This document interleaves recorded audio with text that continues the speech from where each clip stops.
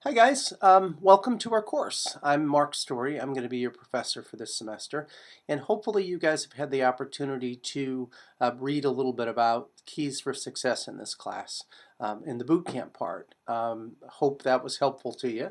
So without further ado, we'll go ahead and we will jump into our course this semester, to the first lecture. And what I'm going to try to do is to provide a little bit of variety in this. Some weeks we might have virtual lectures, other weeks we might have some writings, but I'm going to try to mix it up a little bit to be more informative and hopefully a little bit more fun.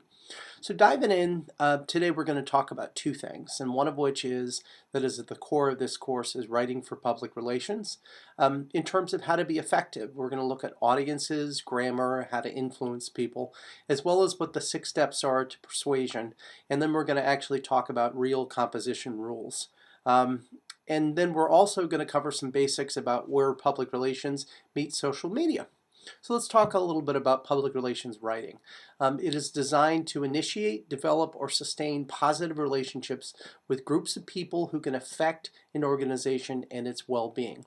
And I think that this is very similar to the definition of public relations that I'm sure you all have studied. But it's about applying writing to fostering these relationships. And thinking about this definition, understanding it, and applying it, and demonstrating it to me are critical for ways to succeed in this class. And don't forget that public relations is said to be a management function. And good writers will manage these relationships through how we communicate, what we communicate, and frankly, when we communicate it. In thinking about some of the underpinnings of public relations writing, you have to think hard about outcomes. And knowing what you want to happen, what you want people to do, is critical to your decision making. And, what you want to happen, what it looks like, thinking this through before you start writing is going to be very, very important, because it's a mistake to think that merely informing people will lead to changed behavior. And the text talks a little bit about defining these 5 outcomes, and they are, if you want to persuade people, the outcomes are they're going to receive the message, remember the message, believe the message, have an intent to act upon the message, and then finally take the action that it is you're trying to achieve. So think about those 5 things in terms of how you want to influence people and how it affects your planning. But I would even back that up a little bit, and I would say that step number 1 when you are writing for public relations is think about who you are writing to, and make this the number 1 thing. Write to your publics and use the same grammar that they use the same sentence structure that they use, and choose words that are appropriate to your message. When you're writing for public relations or in this class, use words that you understand. Big words are not always impressive. So use words that you're comfortable with using, provided that they meet basic grammar, basic grammar rules. And use the correct word correctly. There's there, and there. Spell check won't catch it. Grammar check might catch it, but always make sure that you're using the right word in the right way. Use active words. Active words are very relevant on cover letters and resumes. Plans, strategize, achieve, accomplish, things like that. Now, my own personal pet peeve in terms of writing, and I want you to think about this and remember this, is using passive voice. The meeting was attended by all staff is passive voice. All staff attended the meeting is active voice. Passive voice is something that you really, really want to avoid. And choosing strong words to convince and get people to act upon what you're asking of them. So think about helped versus worked versus led. Each one of these are, I think, a progression of strong words.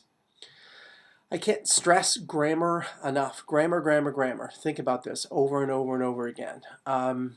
Use avoid long sentences. Say what you want to say and say it simply. And run-on sentences, I think, bore people and they're just going to move on. Pay attention to sentence structure and how the words that you're using are strung together. Sentence length. Shorter sentences are better. I achieved my goals, rather than the goals that were laid out to me in the beginning of the semester were achieved. That's a long sentence. That's more of a long sentence, and that's passive voice. And avoid excess words. Think about, there are many different approaches to the problem versus there are many approaches. Okay, well, that's a little bit of a primer on public relations, and now let's jump into the Solis and Breckenridge book. And we're going to talk a little bit about social media. And this is something that's really close to my heart because my daytime job is Director of New Media at the Securities and Exchange Commission. And I've dealt with social media for a long time. And I'd encourage you to think that social media is not zeros and ones, but really what it is, at the heart of it is social, and it's about interactions between people. And sometimes when we have interactions between people, we choose to influence them. So think about what we've talked about before in terms of writing for public relations, because many of the foundations are the same. So the purpose of having this book, as well as the Social Media Bible, is to think about how social media impacts public relations. Let's talk about this for a moment. Public relations is not dead. It's merely different. It's changed and it's evolved. So as a consequence of this, if you're a public relations practitioner, you need to think about where your audiences are. And most likely they're going to be offline as well as online. And when it comes to using social media, and I cannot stress this enough, when it comes to using social media in public relations, you can either be part of the conversation or you can not be part of the conversation. And sometimes it's helpful to think about this when you're trying to sell in social media to your organization. You can be part of it or you can't be part of it. And moreover, and this is something that Brian Solis has talked about in the past, public relations has indeed changed and evolved. Think about this. You have to face it, you have to accept it, you have to move forward, you have to change, and you also have to continually learn as part of this process. And to finish this up a little bit, when you look at public relations 2.0 versus 1.0, there are some very stark differences when it comes to one-way communications versus engaging people. So public relations 1.0 was often news releases when you're pushing it out kind of one-to-many. Some people considered it as spin and not very authentic, in that you're trying to use somewhat deceptive means to convince people of a particular point of view. And people quite often talk a lot about spin in terms of politics. Now, you were pushing out messages, and I mentioned the news releases as one-to-many. And sometimes people call this spray and pray in terms of wire services. So rather than having a communication that's very, very targeted, you're pushing out what you hope is a message that will reach your intended audience by disseminating it to a much wider audience and hoping it reaches the people that you really want it to reach. So let's talk about PR 2.0. It is about engaging people on a one-to-one basis.